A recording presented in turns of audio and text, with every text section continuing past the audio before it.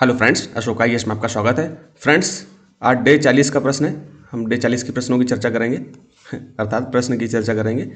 आप देख पा रहे होंगे कि हम निरंतर जो है अभ्यास करा रहे हैं गवर्नेंस का। बस 2-4 दिन में जो है गवर्नेंस समाप्त कर देंगे। दूसरा टॉपिक आप जो है कमेंट में बताइएगा कि कौन से टॉपिक से हम पीवाईक्यू स्टार्ट कर दें, अर्थात मतलब कौन सी सब्जेक्ट का स्टार्ट कर दें। तो डिजास्टर मैनेजमेंट जो नए अभ्यर्थी उनके लिए मैं बता दूं, डिजास्टर मैनेजमेंट को जो है हमने समाप्त कर लिया है। ठीक, तो अब गवर्नेंस कोई समाप्ति की ओर ही हम चल रहे हैं। तो अब आगे जो है आप लोग जैसे सुझाएंगे तो उस सब्जेक्ट को स्टार्ट कर देंगे। बाकी मेरा तो विचार जो है पॉलिटी से या हिस्ट्री से स्टार्ट करने का था, या कोई मेंस का टॉपिक आईआर वगैरह आप कहोगे तो उससे स्टार्ट कर देंगे। बाकी आप लोग जो है अपने स्तर से पढ़ते रहिए। ठीक, तो हम सीधे चलते हैं प्रश्न पे। तो हमारी रणनीति का सर्वप्रथम हिस्सा सिलेबस होता है। तो सिलेबस आप देख पा रहे होंगे GS2 है। GS2 में गवर्नेंस आता है, पॉलिटी आता है, पॉलिटी, गवर्नेंस, ठीक है, आईआर, सोशल जस्टिस, ये 4 सब्जेक्ट मूलतः मेन आते हैं। ठीक, तो इसमें आप सामने देख पा रहे होंगे, जब आप देखोगे GS2 का सिलेबस तो वहाँ पर ये लिखा होगा प्रश्न पत्र 2, शासन व्यवस्था अर्थात गवर्नेंस, संविधान कॉन्स्टिट्यूशन, शासन प्रणाली अर्थात पॉलिटी, सामाजिक न्याय, social justice and international relation अर्थात अंतर्राष्ट्रीय संबंध। तो इसमें हम जो है 15-16 नंबर टॉपिक सीधे जो है गवर्नेंस से जुड़ता है। ठीक, तो इसको हम डिस्कशन करेंगे। अगर आप अच्छे से गवर्नेंस के ही क्वेश्चनों को बढ़िया से कर लेते हो और गवर्नेंस को अच्छे से पढ़ लेते हो तो इसका जो है फ़ायदा आपको एथिक्स में भी मिलेगा। एथिक्स में आप जब जाओगे एथिक्स के सिलेबस में तो वहाँ पर आपको सिविल सेवाओं की भूमिका यहाँ पर लिखा हुआ है ना, इसी तरह से टॉपिक आपको वहाँ पर मिलेगा, पारदर्शिता, जवाबदेहिता। तो ये सब्जेक्ट आपके वहाँ पर भी लिंक होते हुए दिखाई देंगे। ठीक, तो हमने जो प्रश्न लिया था यहाँ पर भी मैंने सिलेबस अलग से हटा दिया क्योंकि ये डायरेक्ट चीज़ से जुड़ रहा है। तो 15-16 को उठा करके यहाँ पर लिख दिया है। अच्छा जी, इसमें कई बार क्या होता है कि जो हम GS2 फर्स्ट, तो इनमें क्या होता है कि ये इस सिलेबस से ऐसा होता है कि एक सिलेबस दूसरे से टच भी कर रहा होता है, मतलब दूसरे टॉपिक से टच कर रहा होता है। अगर आप जो पॉलिटी उठाओगे तो पॉलिटी कहीं ना कुछ पार्ट गवर्नेंस से ही दिखाई देगा। ठीक है, और गवर्नेंस का कुछ पार्ट आपको एथिक्स में भी दिखाई देगा।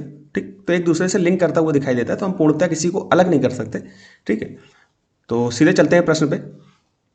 प्रश्न क्या पूछा, सूचना का अधिकार। अब देखिए 2019 में कुछ संशोधन हुआ था और काफ़ी विरोध भी चला था कि सरकार जो है, जो विपक्ष थी, सत्ता पक्ष तो मतलब परिवर्तन किया और जो विपक्ष होती है तो वो प्रश्न उठाती है। तो विपक्ष ने प्रश्न उठाया कि अब सूचना के अधिकार पर भी जो सरकार, सत्ताधारी सरकार है, उसने जो है हस्तक्षेप किया है। तो वो खैर राजनीतिक मामला है। हम सीधे जो है UPSC प्रोस्पेक्टिव से पढ़ेंगे और निष्पक्ष होकर के ही उत्तर लिखेंगे, क्योंकि वही भूमिका हमको जब आप सर्विस कर रहे होंगे तो वहाँ पर भी आपको वही सब चीज़ें दिखानी है। ठीक, तो सूचना का अधिकार अधिनियम में किए गए हालिया संशोधन सूचना आयोग की स्वायत्तता और स्वतंत्रता पर गंभीर प्रश्न प्रभाव डालते हैं। तो अब आपको जो है क्या करना है कि आपको भूमिका लिखनी है प्रश्न की। तो भूमिका में आप सूचना के अधिकार अधिनियम से उठा सकते हो या कोई वर्तमान का डाटा उठा सकते हो। जैसे अभी बताया जा रहा है कि 30,000 से ज़्यादा केस पेंडिंग है सूचना अधिकार, जिसका जवाब सूचना अधिकार ने नहीं दिया है।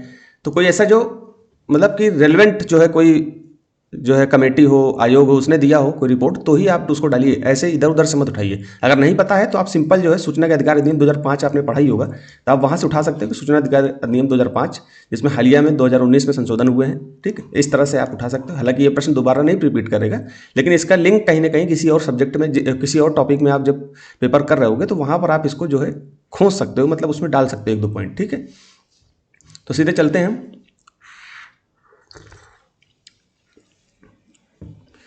तो मैंने देखिए क्या लिखा हुआ है, मैंने ये फ्रेमिंग कर रखी है। तो कुछ बच्चे जो है जो काफ़ी समय से उत्तर लेखन कर रहे हैं तो वो मेरी फ्रेमिंग देख के जा सकते हैं।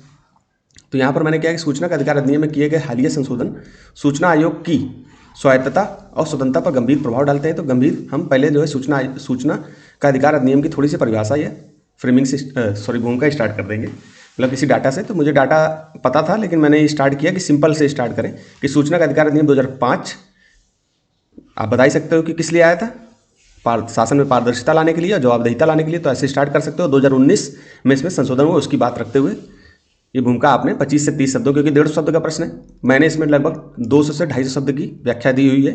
तो आपको जो है 150 शब्द में लिखना है, तो इतना मुझे देना ही पड़ेगा, तभी आप जो है उससे कम में लिख पाओगे। बहुत ज़्यादा भी नहीं देना है मुझे, क्योंकि मैं 500-600 शब्द अन्य कोचिंग संस्थानों की तरह नहीं दूंगा कि आपको 500-600 शब्द का बना के प्रश्न दे दूँ, तो उससे फिर दिक्कत हो जाएगी।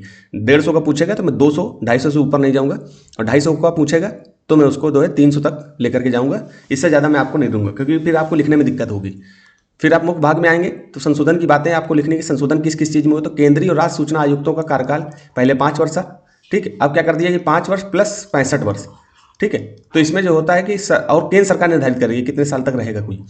तो अब केंद्र सरकार निर्धारित करेगी। ठीक, वेतन भत्ते और सेवा शर्तें भी सरकार तय करेगी। इसी पर प्रश्न चिन्ह था। विपक्ष ने लगाया था कि अब जब सेवा शर्तें सरकार निर्धारित करेगी तो जो अधिकारी है वो कहीं ना कहीं सरकार के ही हित में काम करना शुरू कर देगा, क्योंकि उसको इसका लाभ मिलना है। ठीक, इससे आयोग की संस्थागत स्वायत्तता पर वित्तीय संस्थागत स्वायत्तता व वित्तीय स्वतंत्रता पर कमजोर हुई है, मतलब वित्तीय स्वतंत्रता कमजोर हुई है। इस तरह से आपको फ्रेमिंग मैंने लिख के दी, बाकी मैं उत्तर भी नीचे लिखा हूँ, आप देख सकते हो। फिर प्रभाव में निर्णय की निष्पक्षता पर प्रभाव पड़ेगा, पारदर्शिता की हानि होगी, पारदर्शिता कमजोर होगी। जिसके लिए जो है सूचना आयोग, सूचना का अधिकार अधिनियम लाया गया था, वही अगर कमजोर हो गया तो फिर उसका मतलब क्या है। थोड़ी चाय भी पी रहा हूँ तो थोड़ा सा आप लोग मैनेज करना। फिर CIC केंद्रीय सूचना आयोग की रिपोर्ट 2022-23 के अनुसार 30,000 से अधिक मामले लंबित हैं जो आयोग की कमजोरी को दर्शाते हैं। यही चीज़ मैंने डाली।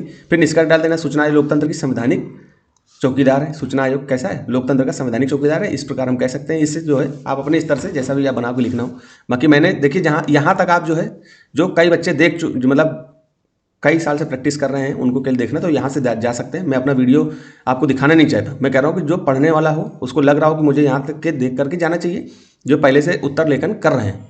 लेकिन जो बिगनर हैं तो उनको पूरा प्रश्न देखना चाहिए कैसे मैं लिखता हूँ। तो यहाँ पर मैंने देखिए कैसे स्टार्ट किया। सूचना का अधिकार अधिनियम 2005, भारत में पारदर्शिता जवाबदेहिता। देखिए मैं सिलेबस के ही पॉइंट को उठा लिया मैंने, आपने देखा होगा ना, पारदर्शिता है ना, उत्तरदायित्व, जवाबदेहिता, ये शब्द जो है मैंने लिख रखे हैं। इन्हीं को मैं बार बार घुमा के जिस प्रश्न को जिस सब्जेक्ट से पूछा जाएगा उसको वहाँ पर लिखना है। जवाबदेही की दिशा में एक ऐतिहासिक कदम था जिसने नागरिकों को शासन प्रक्रिया में सक्रिय भागीदारी का अधिकार दिया, परंतु 2019 में किए गए संशोधन ने इसके मूल उद्देश्य की प्रभावशीलता पर प्रश्न चिन्ह खड़े कर दिए। ठीक, इस तरह से आप डाल के लिख सकते हो। फिर मुख्य बातें क्या थी, तो केंद्रीय और राज्य सूचना आयुक्तों का कार्यकाल 5 वर्ष की जगह केंद्र सरकार द्वारा निर्धारित होगा। ठीक, वेतन और भत्ते सरकार तय करेगी। पहले यह निर्वाचन आयुक्तों के समान था। ठीक है, पहले निर्वाचन आयुक्त जो हमारा है उसकी समान था। अभी क्या है, वेतन भत्ते सरकार तय कर रही है। इससे सूचना आयोग की वित्तीय एवं कार्यात्मक स्वतंत्रता प्रभावित हुई है। ठीक, फिर इसके बाद प्रभाव क्या पड़ेंगे, उपयुक्त जो परिवर्तन किए गए उससे प्रभाव क्या पड़ेंगे। तो मैंने यहाँ पर लिखा, सरकार द्वारा निर्भरता बढ़ने से, सरकार पर निर्भरता बढ़ने से आयोग की स्वायत्तता कमजोर होगी। किसी भी आयोग में ऐसा होगा तो सरकार आयोग की जो स्वायत्तता है, स्वतंत्रता है, वो कहीं ना कहीं बाधित होगी। जैसे UPSC है, अगर उसी पर सरकार अगर हस्तक्षेप करने लगे तो हम भी प्रश्न चिन्ह उठाने लगेंगे। UPSC कहीं ना कहीं सरकार के हित में काम करेगी, या उसकी स्वायत्तता पर प्रश्न चिन्ह उठने लगे, या चुनाव आयोग पर जैसे आज हालिया कुछ समय में विपक्ष उठा रहा है सवाल। ठीक है, सत्ता के विरुद्ध सूचना मांगने वाले, सत्ता के विरुद्ध सूचना मतलब जो विपक्ष में है या कोई अगर उसने सूचना मांगने वाले मामलों में निर्णय की निष्पक्षता पर संदेह उत्पन्न होगा। ठीक, नागरिकों का आयोग पर विश्वास घटेगा जिससे अधिनियम का लोकतांत्रिक निगरानी वाला उद्देश्य कमजोर होगा। ठीक, फिर सुप्रीम कोर्ट का मैंने डाल दिया। सुप्रीम कोर्ट ने भी कहा, अंजलि भारद्वाज बनाम भारतीय संघ 2019 की बात हमको, देखिए कोई भी बात रखनी है तो आप किसी न किसी केस को उठा करके लिख सकते हो या किसी रिपोर्ट को उठाकर। तो मैंने यहाँ पर केस उठाया कि अंजलि भारद्वाज बनाम भारतीय संघ 2019 की, मतलब सुप्रीम कोर्ट ने भी कहा कि आयोग की स्वतंत्रता RTI के हृदय में है और सरकार को उनकी नियुक्ति और कार्यकाल पर अत्यधिक नियंत्रण से बचना चाहिए। अतः सूचना आयोग, मैंने निष्कर्ष डाला, अतः सूचना आयोग लोकतंत्र के संवैधानिक चौकीदार हैं। 2019 में संशोधन से उत्पन्न निर्भरता को दूर करते हुए सरकार को इनकी संवैधानिक स्वायत्तता, पारदर्शिता और संस्थागत मजबूती सुनिश्चित करनी चाहिए। तभी सूचना का अधिकार सच अर्थों में नागरिक सशक्तिकरण या नागरिक सशक्तिकरण का साधन बना रहेगा। ठीक, तो यहाँ तक लिखना है आपको, आराम से आपका उत्तर हो जाएगा। और नीचे आइए, आप इसको पॉज करके 41 का प्रश्न है, इसको लिखिएगा। 2020 का, 2020 में 3 प्रश्न पूछे गए हैं। ठीक है, 2020 में 3, तो ये पहला प्रश्न था। इसके बाद 2 प्रश्न और हैं, तो उसको भी मैं कल चर्चा करा दूंगा, दोनों प्रश्नों की, अगले मतलब नेक्स्ट एक दो दिन में। तो ऐसे आप निरंतर अभ्यास करते रहोगे तो उत्तर लेखन बहुत बड़ी चीज़ नहीं है, आराम से हो जाएगा। और देखिए आप रिजल्ट आया हुआ कल मेंस का, तो आपने देखा होगा कि कई बच्चे जो है असफल हो गए हैं। तो उनको मैं एक बार उनको मैं सलाह दूंगा। मेरी सलाह यही है कि फिर से आप लग जाइए। कोई व्यक्ति हारता नहीं है। आप तो फिर भी प्रीलिम्स पास करके मेंस में पहुँचे, तो आप बहुत बड़ी चीज़ तो आप वैसे अचीव कर चुके हैं। ठीक है, और जो मेंस पास कर चुके हैं उनके लिए मेरी बहुत बहुत शुभकामनाएं। ईश्वर उनको पूर्णतः सफलता दे। ठीक है, तो यहीं तक रखते हैं दोस्तों, धन्यवाद।